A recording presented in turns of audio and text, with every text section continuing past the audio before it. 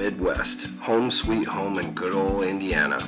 Place of small towns, cozy families gather together, and fields of corn and rustic woods. But, like any town, there is a dark underbelly that often goes unnoted. We are part of that darkness. We lurk in the shadows to bring you the best in horror, metal, and stories of the grotesque. This is Blood in the Cornfields.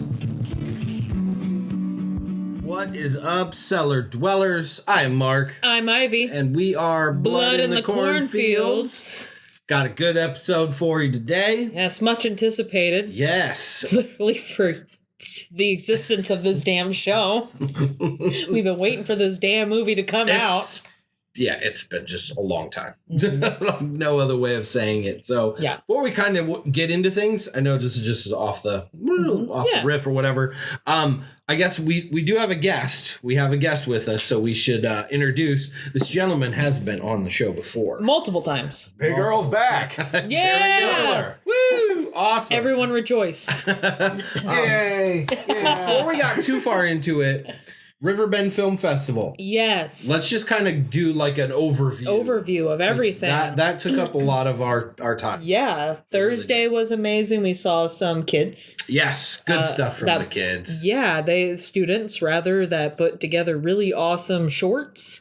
One of them featured Steve Frito. Yeah. Which was such a surprise. Yeah. And apparently Steve didn't even know the movie was showing. That's He's like, "Oh, why'd you tell me?" And I'm like, "I didn't know about it. It was a surprise." Know, Steve. But he plays a really cool Chiron, the guy that guides people across the river Styx. Yeah. He plays that character, but as like a funeral director looking guy that's like interviewing the dead person. Mm-hmm. Interesting. It was really cool. It was good, yes. Yep, and then Friday?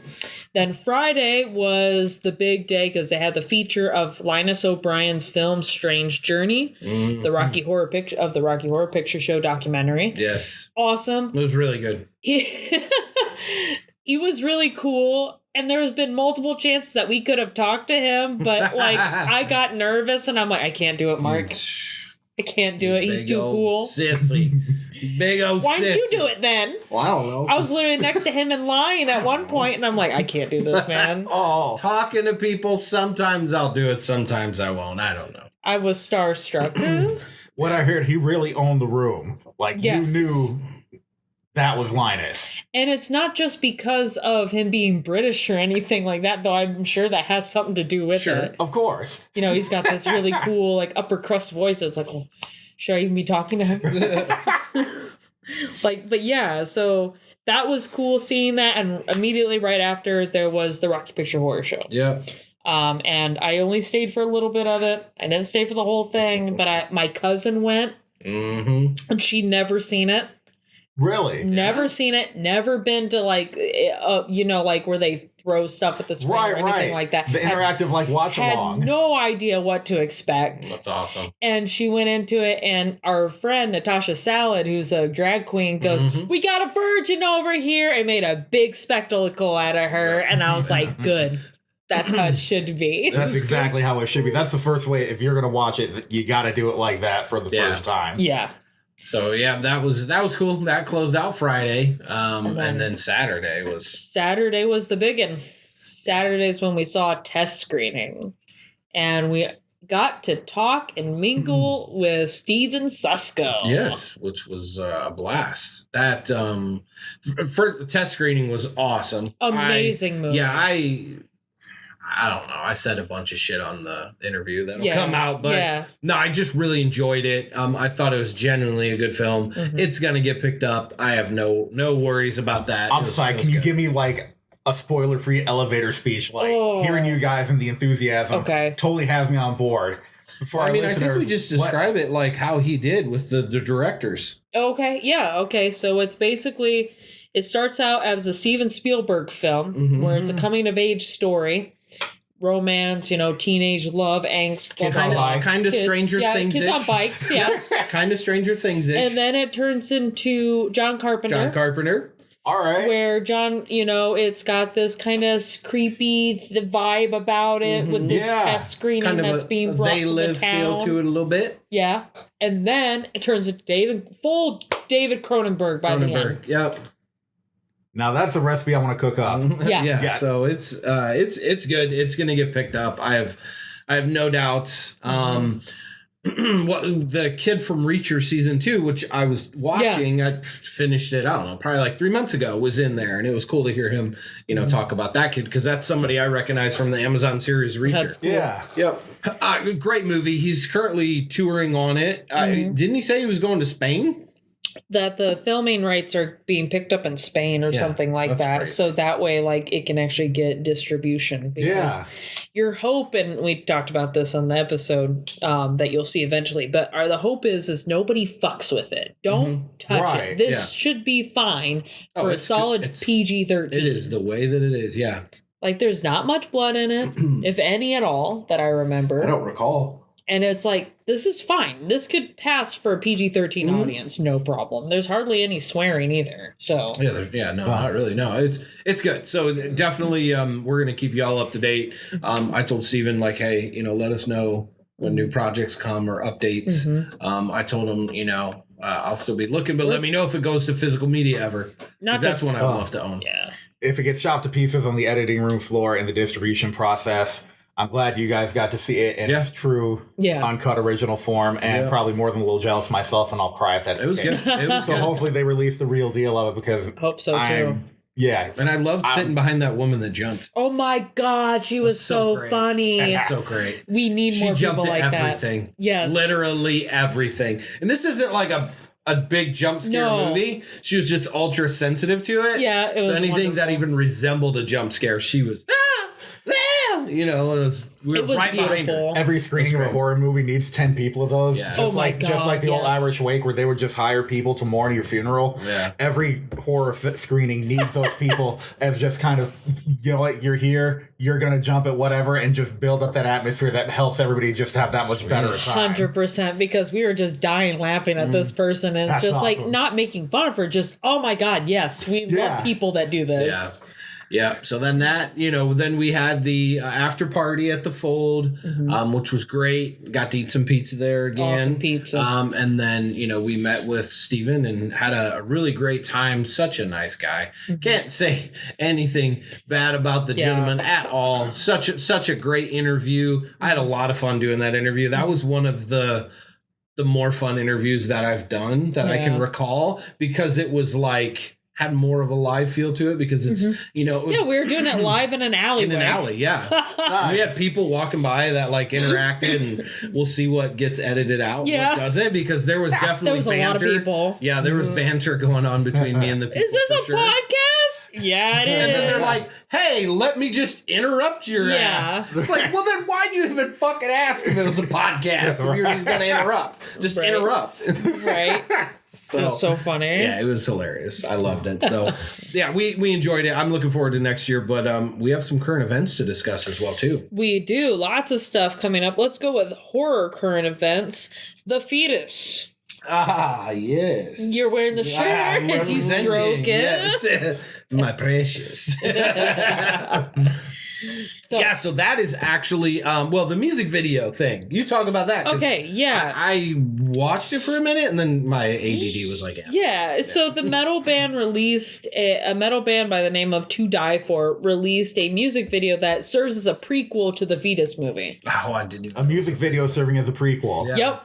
Now, you don't hear about that every day. That is pretty cool. That is kind of cool. Yeah, so it's called The Devil Inside, because of course it is. Yeah, of course, yeah.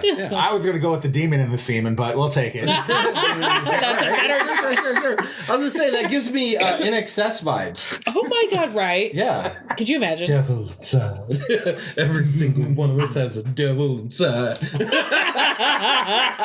That's just what it made me think of. I love it. And then also it's getting digital release September 9th. So it will be released by the time this is out. So that's awesome. I have been told from the Fetus representatives, I don't want to say it was Joe, the director, because it might not have been, but it's supposed to be getting a physical media release. Yeah. It's supposed to. I don't know. I'm a little worried because the digital's coming out. I don't know. But we'll see. And then we also have you brought up Lice. Oh, it's yeah. a film with Justin Long in it. New Justin Long, and it's got it's a couple of people you recognize. The gentleman that starred in the movie Into the Wild, which a lot of people really, really love that movie. It was based on that character of that kid who, like, burned his credit cards and then just went out in the wild and lived. Oh, yeah. It's a great movie. That gentleman, I forget. And then the other guy was from sitcoms that I know. Maybe not. I don't know who that guy is. Maybe not. But that's what I was talking about. Was Emil Hirsch. Yeah, there was some other kid that I recognize. I thought, oh, well, fuck, I don't know. That guy.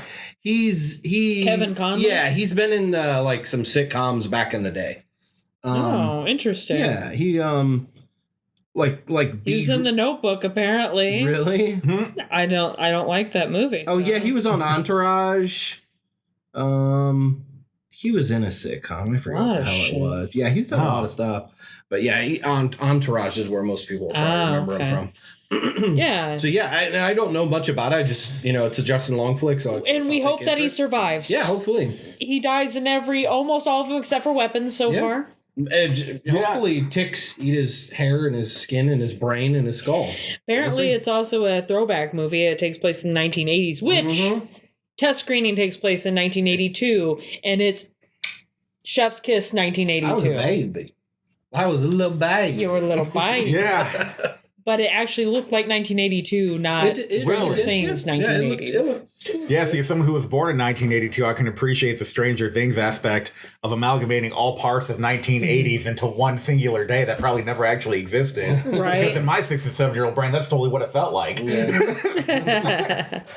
But yeah, I guess Lice, the premises that IMDb spouts is a parasitic outbreak hits a Long Island high school in the 1980s, leading to military quarantine. Students infected with an unbearable itch fight each other for survival. Yeah. Is that a documentary? Good.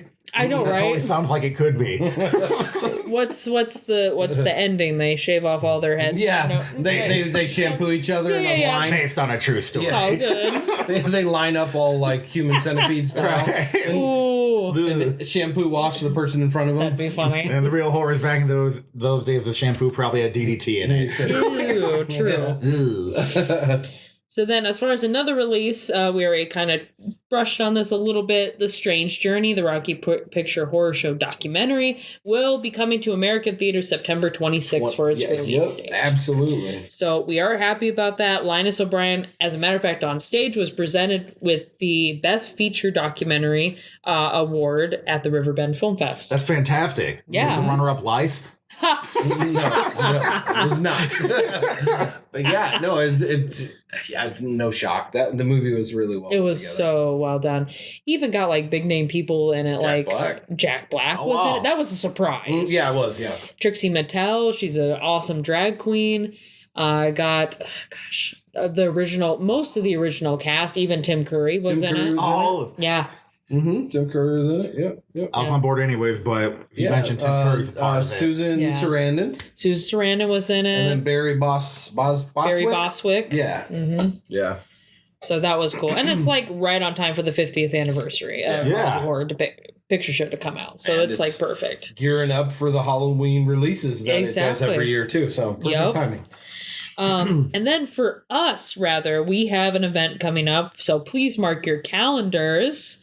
Punko Vision. Oh, yeah. December 6th. We are teaming up again with Action Adam for a punk show. And it's going to be badass. Hopefully you're not killing me this time. I don't need to kill you this time. Okay. All right. We're ourselves unless... Sweet. The script calls for it. Maybe I just do something random and dress up without him knowing. Don't tell him. Could you imagine? He'd be like, oh. Maybe I'll do the King Diamond makeup again. Ooh, there you go. Yeah. Which, speaking of your King Diamond makeup, we got the Spooky Distress Dolls show, Lust for Life, I think is the name of the show. That will be on October 25th. So you can get your tickets ahead of time. Yes. And support them, and you'll see us. Yes, and I am getting some King Diamond face paint. Mm-hmm. It's going to be badass. It is. It is. Nice. Yes, I already agreed. So you set it up with our friend? Yep, certainly did. So that'll be awesome. Into the main reason why we're here. Some of you may have seen our little teaser outside, but Big Earl's here because we are talking about the new Toxic Avenger. Yes, 2025. That's right. A long time coming, baby. But really, this thing was announced back in 2023. It's been a long time. And I don't know if that's when it was being made or in post-production or if it was already made then and was screened later. I'm not sure. Hard to say. Yeah, hard to say. The bits I looked up, it seemed like it was complete. I don't know if I think it was. It sounded like it was completed and shelved. Finishing, editing, distribution, getting everything tied up. Yeah. Before so they had the wrestling match with distributors about the rating. Right. And so, from my understanding, it was completed pretty much for the most part in 2023 and shelved because they were not willing to release it cut, with the shit that they wanted cut out. So they wanted it to be what it was. Yeah. I'm glad they held true to their principles. Yes, and I'm not going to lie, it had me kind of concerned there as time went on are we really going to see this thing in theater? So, yeah. I always knew we would see it. My question was how good would it be? Because I knew that they weren't going to just make that movie and then not release it ever. Yeah. There's no fucking way. But my concern was how much is it gutted? Mm-hmm. That would be the big thing. Is it gutted or is it not? Right. Valid concern. Yeah. Yeah, because definitely, it went through that hell for so long and it's unrated, which is awesome. Yep. And I believe there was a particular company that was in charge of helping it get released. It was the company that did Terrifier. Okay, that's what it was. Cineverse or something like that? Forget. I'm bad with that shit. Yeah, so they're the ones that helped get it actually released. And I guess... Thank you, Terrifier, for doing what you did. As much as we don't like them, don't even fucking get me started. Thank you. Terrifier 4 is supposed to be happening, and it's the end of the series. Good. So yeah, I know. Good. So many of you like Terrifier out there, but I'm glad. Thank you for providing whatever. I'll suck dick, whatever. But thank you for doing this so Toxie could run. If that's what it took, then I guess so be it. Mm-hmm. Someone's got to get their knees dirty. Someone's got to bring their knee pads to work. So I am very thankful they did so.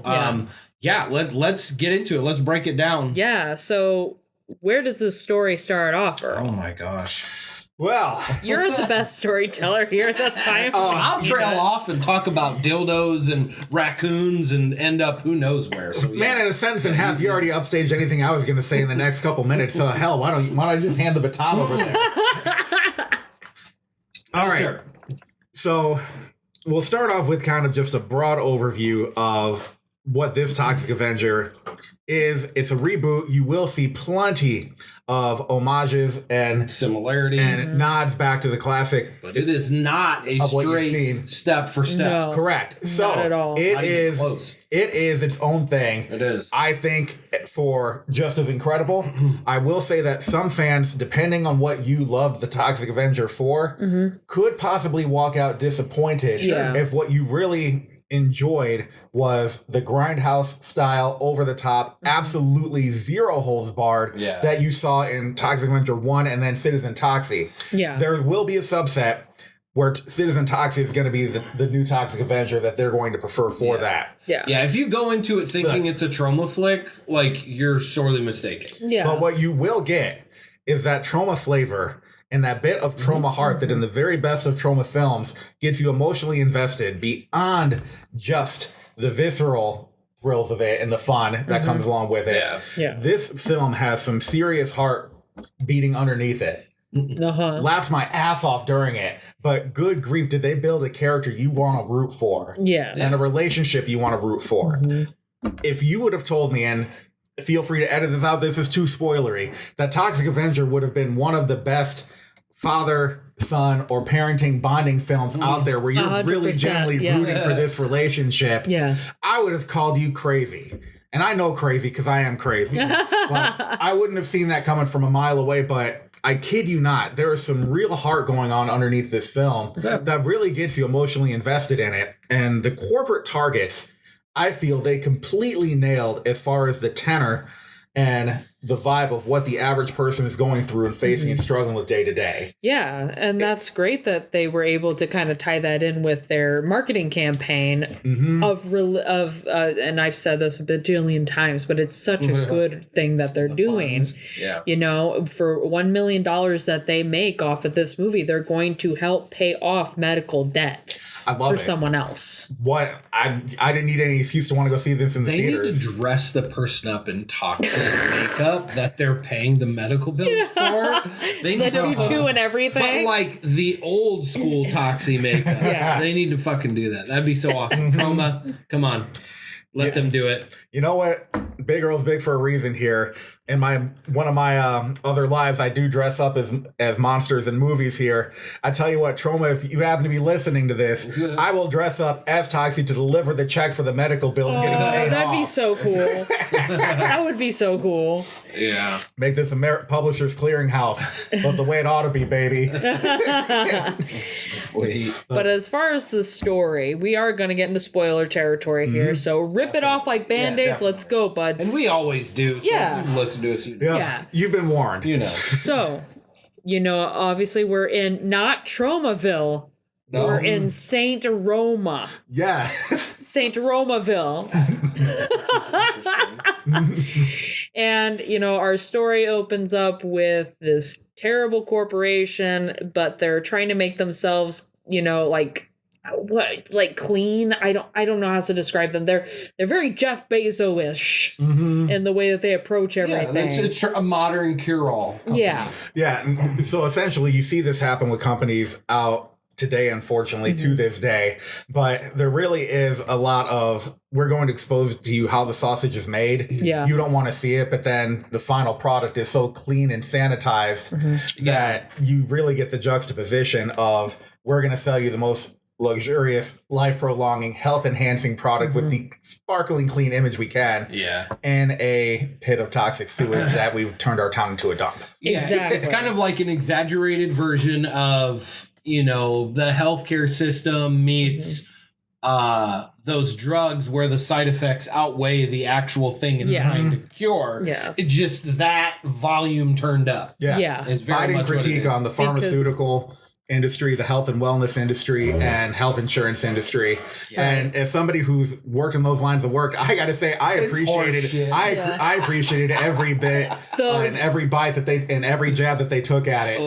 Especially, the fact that all these products that this company puts out cause cancer. Yeah. And unfortunately, Toxie, or in this case, his name is shit. Peter Dinklage's character. It's Winston, right? Winston Goose. Winston Ooze, right? Yeah, so his character develops a cancer, and it's really bad. Bad. Terrible. It's The doctor gave him the comparison to, is that mine? No. This is yours. That's this is for the controlled category. Yeah. And his brain's shit. And they delivered that in a hilarious fashion, funnier than any other cancer delivery diagnosis I think I've seen on films. So poor Toxie is going through this, Winton, and he goes to his boss to ask for help. But we also know that he's got a stepson that he's trying to take care of. Remember the kid's name? That's terrible. Shit. Oh man, they say it. No, they said it so much in that movie. I know.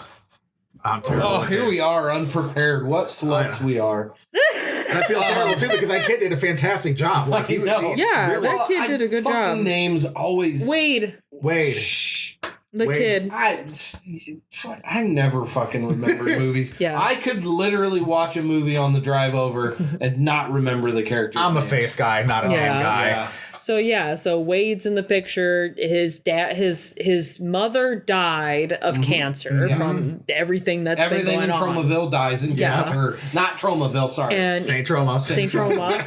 But he wants to ask his boss for help, and this is played wonderfully and deliciously evil by Kevin Bacon. Yeah. Which does a really good job. You even compared him to another superhero movie. Yeah, oddly enough, he really has this level of smarmy sleaziness that reminds me of another movie he was in, James Gunn directed, and Elliot Page was in, amongst others, called Super, back in the day before James Gunn blew up. And it seemed like he channeled a bit of that, where Kevin Bacon just masters playing these unlikable assholes. And so, he really just channeled that part of it very well, because through the whole thing, you're just thinking to myself, good, I can't wait for this dude. I can't wait for you. Yeah, like it's, so Kevin Bacon did an excellent job acting it. And, one thing I will say to their credit, he was pretty over the top, but you did get a bit of his struggle that he went with too, with his company that was struggling and Wall Street despising it and turning their backs on him. So you did get a bit of a conflict there between his character that, in some supervillain movies you really don't get. Yeah. So I will say that when they're done well, you can see some of the predicament that they're in. Yeah. Which is not to defend him because he's a total piece of shit. Yeah. But you can appreciate that in this point in time in that movie, he was rocking a hard space. Yeah. It's good seeing that part of that complexity to a villain, because it's like, and it's not because you want to sympathize with him. Fuck him. It's more so just of, good. This guy's also struggling too. He's not perfect. He's not this perfect person that he makes himself out to be. He is literally a coward behind this facade, 100%. Yeah. I love the douchebaggery of him never wearing a shirt. Right. I love that. I love that so much. Yeah. So poor Winton goes to ask him for help during this big grand whatever the fuck's going on. The good old $5,000 a plate dinner fundraising. Yep. Right. Exactly.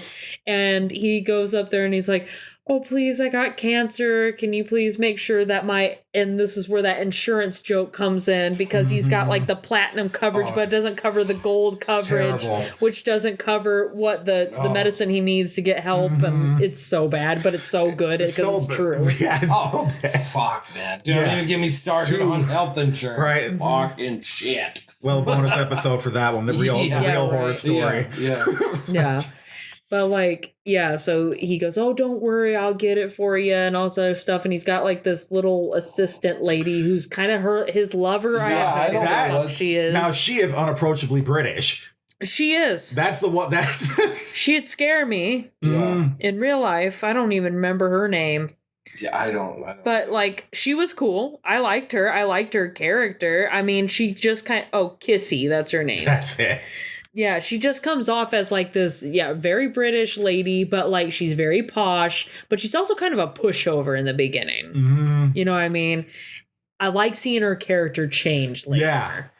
Yeah. In more ways than one. Definitely see a strengthening arc between her starting point and the finish line. Yeah, but she pushes him out, and he's like, oh, good, I'm going to get help. And then they start talking. They just walk him out the back door. Talking shit.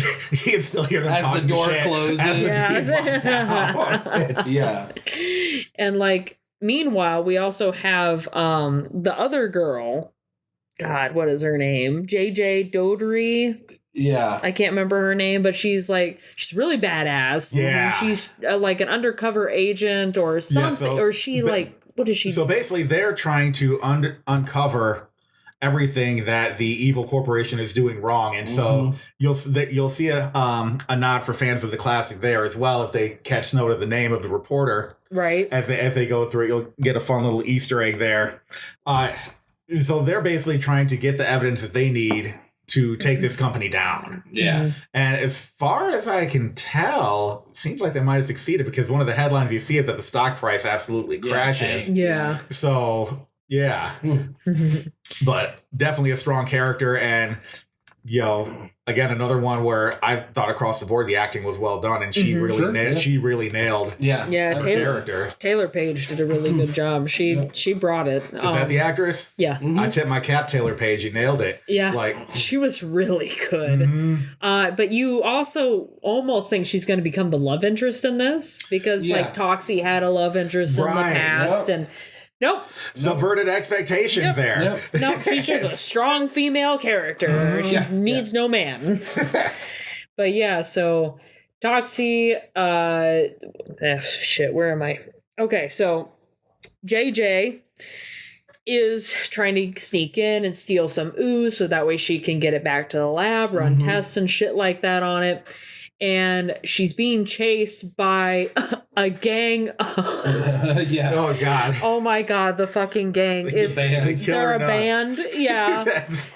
And what is it called? The Killer Nuts. The Killer Nuts. Yeah, yeah. Mm-hmm. Where like the main dude is like a juggalo kind of guy. There's like the chicken dude.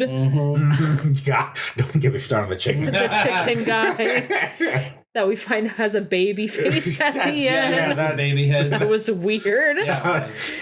And at first, and I leaned over to Luke when I looked at the chicken guy's design.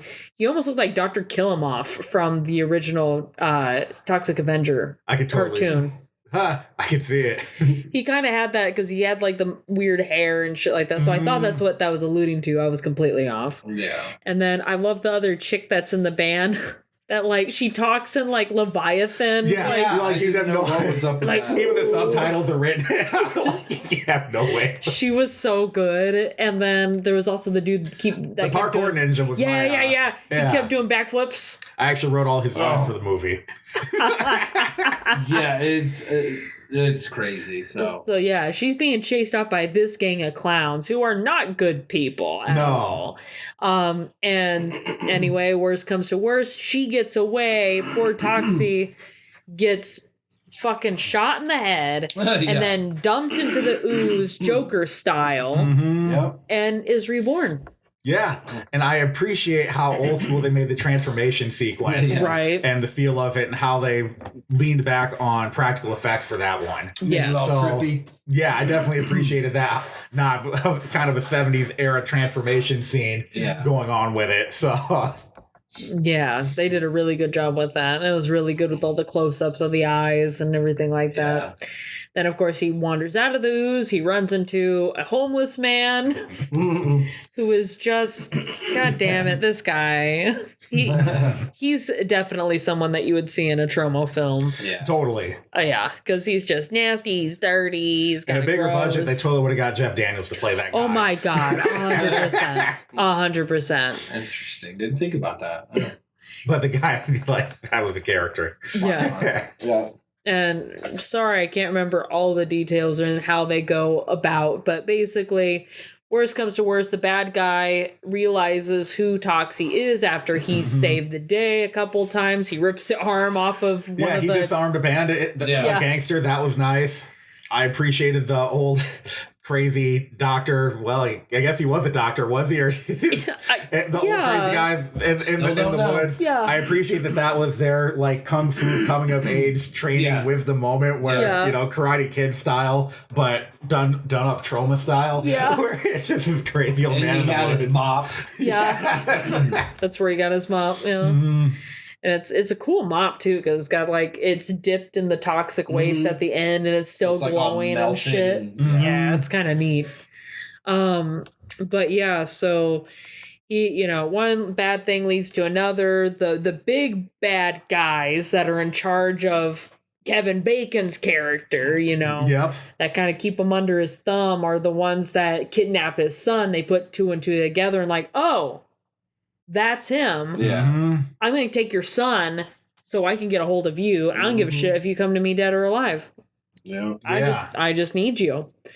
They later choose to leave him alive so they can do this like scene where they're like getting checked or getting the blood out of him multiple times. Right. Yeah. And like they find out that this blood has regenerative properties because that's the new thing with Toxie. That was totally what drove the kidnapping was Toxie's Wolverine-like healing factor. Once they got wind of it, then, of course, Kevin Bacon wants that power for himself. So they're doing their best to extract and synthesize and do what they can to copy that. All the while, Toxie's son is, in that layer, and you got that tension of him trying to get out free to save his boy. Save his son, And I think it's so sweet, too. Like, we, of course...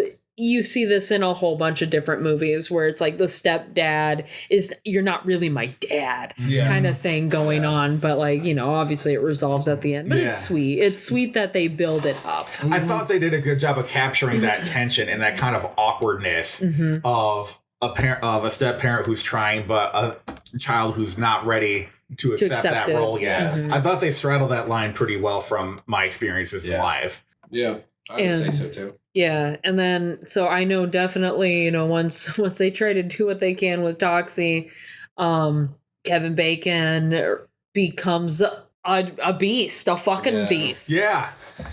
Because that toxic waste transforms him into his own monster. Yeah, so this was the only part of the movie I did not like. Really? Did not like the character that he turned into.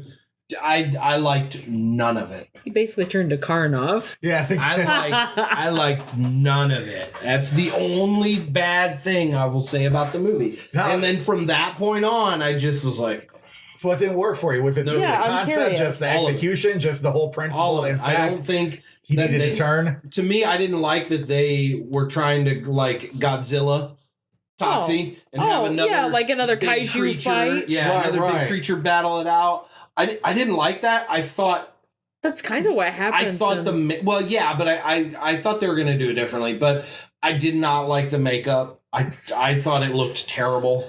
I didn't. You could not see Kevin Bacon in that anymore. It didn't seem Kevin Bacon-ish, and then the fighting and all that. I just was not a fan. Just not a fan. So now that we know what you don't like, Curmudgeon, we're going to talk about how awesome that was in our opinion. Nothing wrong with it, of course. Nothing wrong. I'm fully aware I was the only one that hated that part. Yeah, for me, I enjoyed. Like I said, I enjoyed it. I can see where you're coming from the fact that I didn't think the transformation was going to go that direction on it. Yeah. But like I said, I enjoyed it nonetheless because I've grown accustomed to seeing these kind of kaiju fights, kaiju Godzilla-esque style final battles that take place at the end of it. That's very much what it was. Yeah. And you see it a lot in the old Troma too, because like literally you got him fighting the devil, you got him fighting his dad, you got him fighting his evil twin inside. Yeah, exactly. It's like you get a little bit of, depending on where it's at. That's just kind of the classic roadmap to it. I like the way they execute it with the car at the end. So one of these cinematic overkills. God. It was so good. So while we're talking about things that, you know, didn't like, I won't go as far as to say I didn't like it, but I will say I wish they would have done a little bit more practical effects in it as well. Yes, 100%. So I appreciate the bits that they got in there. Don't get me wrong. Thankfully, this was not 100% CGI. I would have loved to have them to find some excuses to throw even more practical effects into the mix. Yeah. So that would be the main drawback that I would have had for it. Because that was 100% my complaint. Was there wasn't enough. There was gore, but it was too much CGI gore. So we didn't talk about it too much when he was the hero and he saved the day in the burger joint. Yeah. But I didn't like that scene. Like, that was the one scene that I didn't like. I like that the little boy with the bicycle helmet lived this time. Right. Good for him. But like, there was that part where like the dude gets his jaw ripped off. I've seen it done with practical effects. Why couldn't you, with a bigger budget, have done the practical effects to do the jaw ripping I'm with you on that one. And so my beef with the movie, if I had to pick up the least favorite part, I didn't like the way they executed that scene for that reason. And the thing is, my mind goes back to the original Toxic Avenger, and that is such a classic, iconic sequence of him going into the burger place with some very creative kills. Yeah. If you're into that sort of thing. So I felt like kung fu fighting and shit. Right. Yeah. So I felt like that was a missed opportunity. And I feel like if somebody was really craving old school classic Troma, that would be the scene they would look at to say, look how watered down this is compared to what it was, as far as the difference in practical effects and creativity coming down to it. Yeah. So had the first not existed, I probably wouldn't even have that problem with the scene. Sure. Right. But the problem is when I see the creativity on that, I think he turns the guy into a milkshake. Yeah, right. Part one. And then he chills back at the diner too. I think he sits on the ground Yeah, and so, that was one where I was like, I wish they'd have executed that a little bit different on it. And like I said, I love the homage, but I wish they would have put a little bit of their own flair and their own unique twist on it. It didn't have to be gorier than the original, but I would have liked a little bit more creativity and how they pulled it off and a little bit more practical versus CGI on that one. And it was funny that they had the blind lady in it. And thankfully, spoilers here, for those who are concerned about it, the dog doesn't die this time around. Yeah, so there is no dog, actually. So. Yep, so don't have to worry about that one, unlike the first one. So. Yeah. But yeah, I don't know. That was the one scene that irked me. Plus also, I mean, I like the scene where he interrupts the concert, which is the one time that we get titties. Titties, yep. It is. And dick. Yep. There you go, yeah. There you go. Well, there's a second time. Yes. There's a second time. There's a second time we get Toxie's dick. Yeah, and he's going to put his superpowers to use in a way you might not have put two and two together for. So. Right. And melts his chains. I gotta take my dick out. Yeah. What? I get that reaction too when I say that. Excuse me while I piss in my mouth. Yeah, right. Oh yeah, right. Because he had to He had to melt his neck shackles. I've only said that one 4 times. That's all. Yeah. So the other thing that I would probably say as far as a minor complaint, is this was so tame compared to Troma. Yeah. And it just, if anything, which I guess is a good thing if people were worried about like, oh, I don't know if I can handle this. If you can fucking handle a Deadpool movie, you're fine. Oh, yeah. You're fine. Yeah. This is basically the same fucking humor. I will say, yes, by far it is the most accessible Toxic Avenger movie. Yeah. For better or for worse, depending on where you're sitting on that line of it. Yeah. Me, I'm kind of happy for it because my boy can watch this when he's a little bit younger than he would have for the OG ones. Yeah. So for me, I'm like, all right, cool. I don't have quite as long a wait for this one. Yeah. To watch it with. I was a little disappointed they didn't run over children in this one. Yeah. So, that's just me. I was expecting something along those lines, but it almost reminds me of the difference for you gamers out there of the difference of what you could do in Fallout 1 and 2 versus what you could do in Fallout 3 in New Vegas afterwards, as far as your freedom to do really just horrible shit that had no business actually happening. Yeah. When I say 1 and 2, you could sell kids into slavery. I mean, oh my god! I mean, like I said, just the palette you could paint with was so much more terrible, depending on what you wanted to do with it. And I feel like that comparison kind of rings true with what you were getting in the old school Troma films versus what the new Toxie was. And I say that not to try and discourage anybody from watching it, just appreciate it on its own thing and its own merit. So think of it as if you were to take the average R-rated flick and ramp it up to 11. Yeah. Just don't compare it to the old school classic Tromas, which would have ramped it to 20. So if you go with those expectations in line, I think then you're not going to say, well, wait, what the hell happened to my Troma? My Troma. My Troma. What'd you do to it? Right. But I promise you, what you will find there is some excellent writing and very well acted scenes. And again, that undercurrent of heart for me more than made up for the shortfalls of what I wanted to see as far as some of the more creative or practical elements to it. That's just my 2 cents. The only other little thing that I would say was a disappointment to me was Elijah Wood's character involvement. Oh yeah, I felt we glossed over him. Flat. That's why, because I like that. I like what he had to do, like as far as why he's in the story. His overall character. Yeah, I like his overall character. He's just this poor dude that gets picked on by his older brother Kevin Bacon, and he's the ugly one. He's half penguin, half Kevin Bacon. Yeah, right. Yeah, and like he gets shit on pretty much all the time, and he's in charge of this little gang of idiots, nuts. The killer nuts. And he's trying to, do this, do that for his brother, do all the dirty work, and then he gets fucked afterwards. And he takes pity on the poor little kid. It's like, yeah, you're not gonna fucking kill a child. What the fuck's wrong with you? Yeah, he was the only one that was like the voice in the room. Like, hey, somehow he's the moral center of it. And so he rescues the son at the end, and then gets his throat slit at one point, and then it's like, no, Elijah Wood. I know, but he's fine. He's fine. He lives. Thankfully. It's fine. Yeah, but like, yeah, I agree. Like, he wasn't very well utilized. I felt like they left some Elijah Woodness on the table. Yeah. I mean, I'm glad that he was the ex machina to save the son at the end. Yeah. But it was like, oh. Like I said, Elijah Wood is always I'm a fan of, and I thought he did a good job with it. But I will say, I can see where you're coming from, saying, maybe there was some room for a little bit more Elijah Woodness to come out in that character. Mm-hmm. So I think that's a valid critique of it. Yeah, it's like he marinated with the ring for too long. It's his character just felt hollow.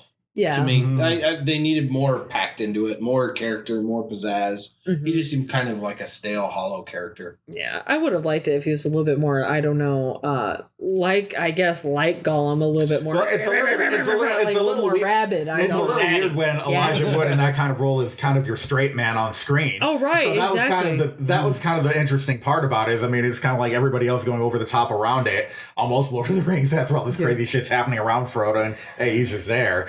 Like it's right. But like I said, not to say that he didn't do anything, but I wonder if that was a deliberate choice on their part to have him kind of be more of the center, as weird as that sounds of it. Maybe. Of it. I don't know.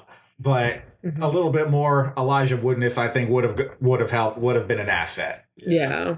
So like that kissy chick at the end when she just turns into a full-on monster, I thought was kind of fun. I don't know. I liked her being this mean bitch that just comes after the two characters. She does not care who stands in her way. She's going to chuck a toilet at them. It really kind of turns out that she's really one of the... almost like she's the actual villain of the entire thing. Yeah. Kind of like that's the reveal, is that she's actually the one that you had to be worried about this whole time. I like that, and they kind of set her up as like the next big bad.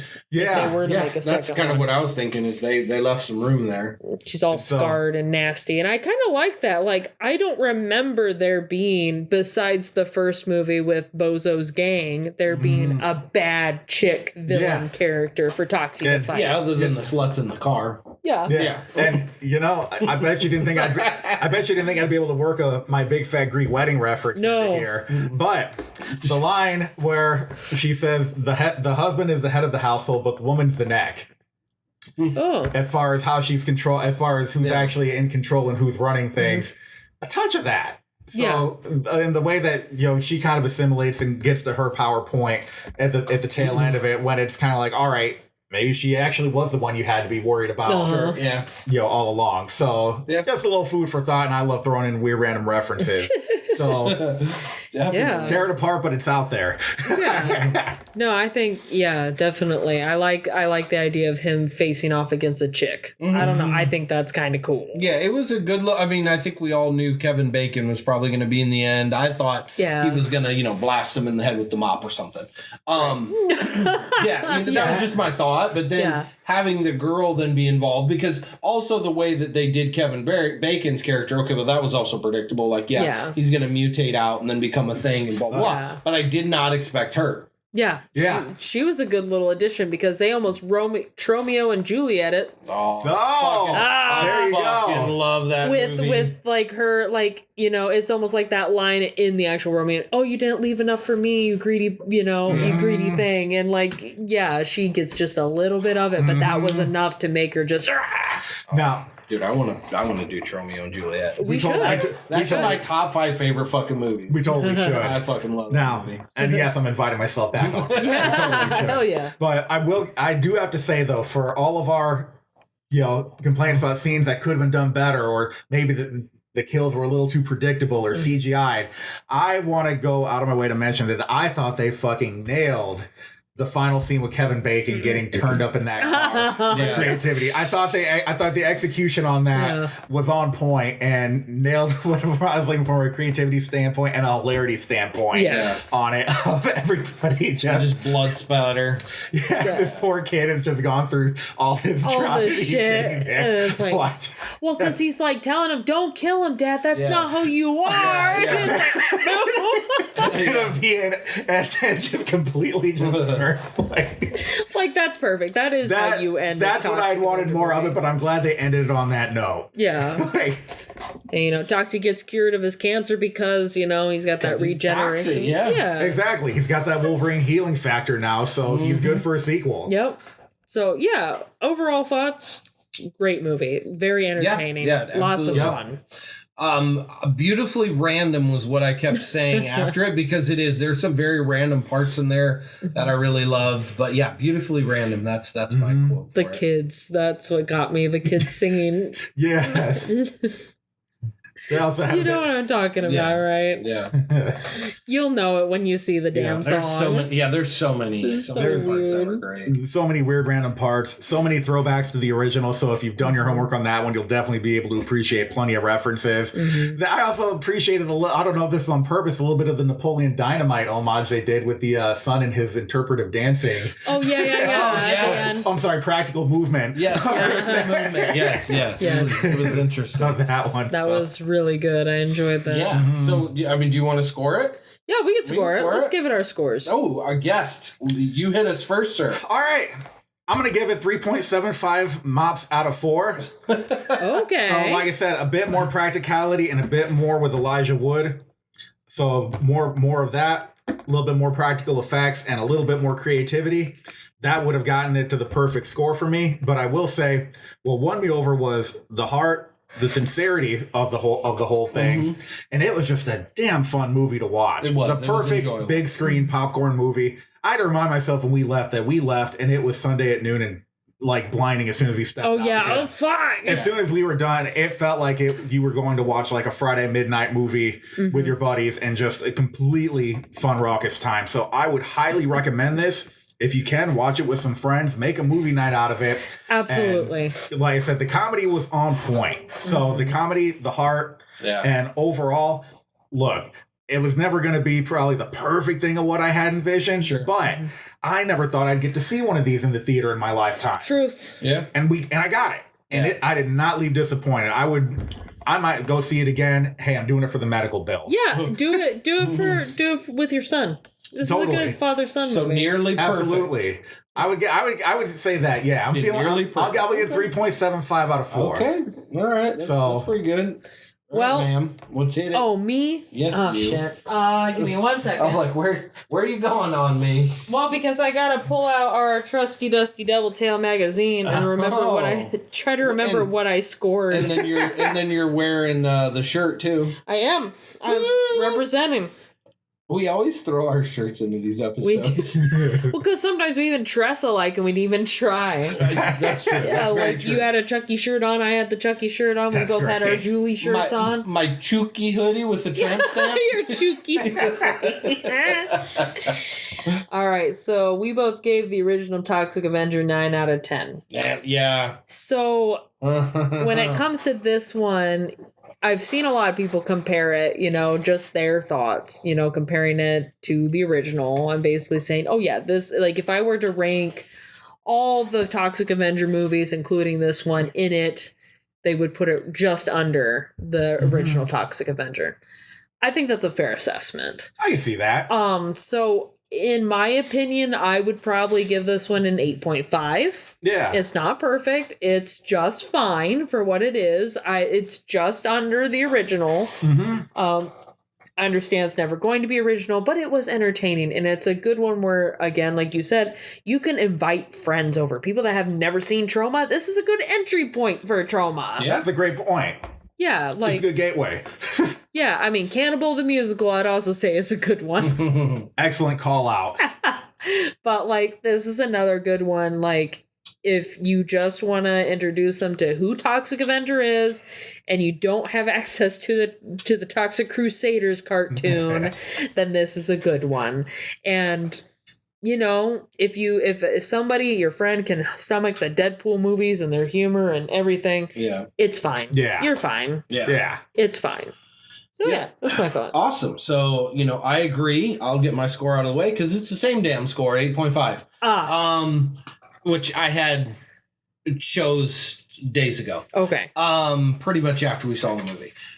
But the things I want to say about this, it's been quite a while since I could say that I enjoyed a movie experience as much as I enjoyed this overall. Oh yeah. It's a good movie to watch. It's a damn good movie. It's funny. It has some good acting, some good stuff. Just an overall like experience, good time to watch with friends. It'll be way much better. Well, a lot better.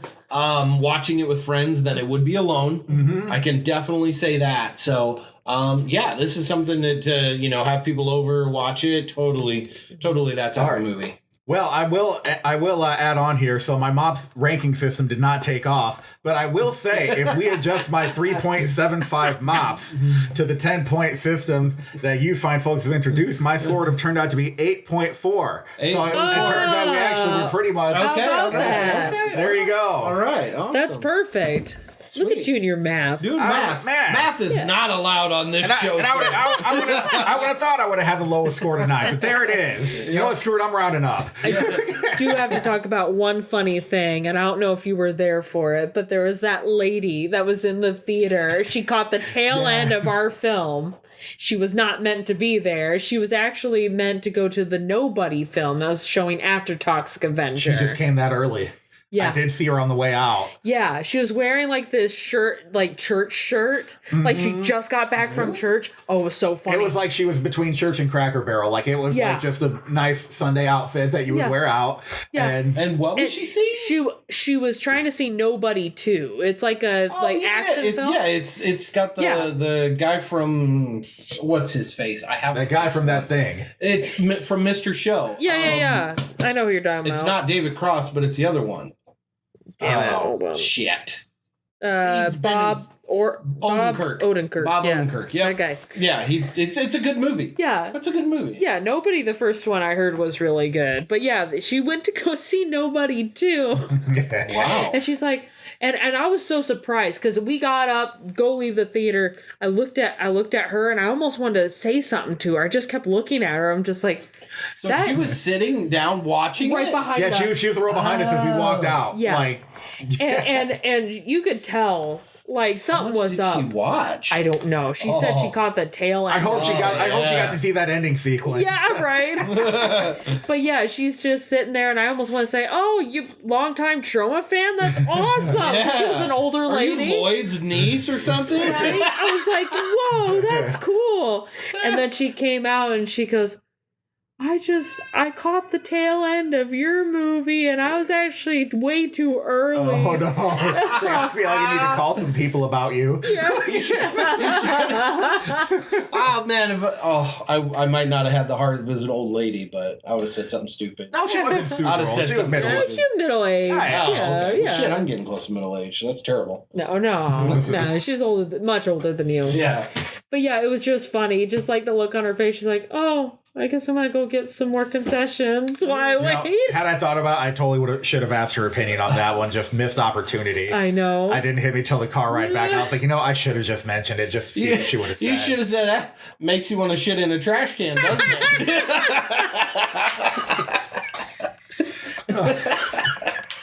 Kinda does. Oh my God. Kinda does. Oh God! But what a fun movie! Yes, you guys just need to fucking see it. It's an experience. I understand there might be a person or two that's weird that might think it's kind of hokey, that might think the humor's a little yeah. But I'm not one of those. I thought it was funny. I love the randomness of it. Thought it was really good. The humor is going to be contagious, guys. I'm telling you. Don't watch it by yourself first. Yeah. You gotta get a gang of at least like 3 of you together, and you're golden. Yeah, absolutely, 100%. This was so fun to watch as a group because we actually had a group. We did. We had a group, which was so awesome. Yeah, it was like 1, 2, 3, 4, 5. 5 people. Mm-hmm. That was awesome. Yeah, and you know what? The laughter spread and was infectious, like that French dancing disease from like the 1600s. Wow. It's similar. Similar. Makes you want to shit in a trash can. Makes you want to shit in a trash can. There you go. That's their new slogan. You're welcome. You're welcome. Just pay me a little bit. Just a little bit. Just a little bit. Wow. Sweet. Well, I mean, any other thoughts? I don't think so. No. That put the nice little red bow on the whole thing there. I can't really top that, so I think I'm good. We're just going to leave it with shitting in the trash can. Yep. Awesome. All right. Well, with that being said, look out for each other and good night, cellar dwellers. Bye. Big Earl, bye. Goodbye, baby. I was going to say, don't make me play with your nipples in order to get you to say something. Nope, I'm all out of words.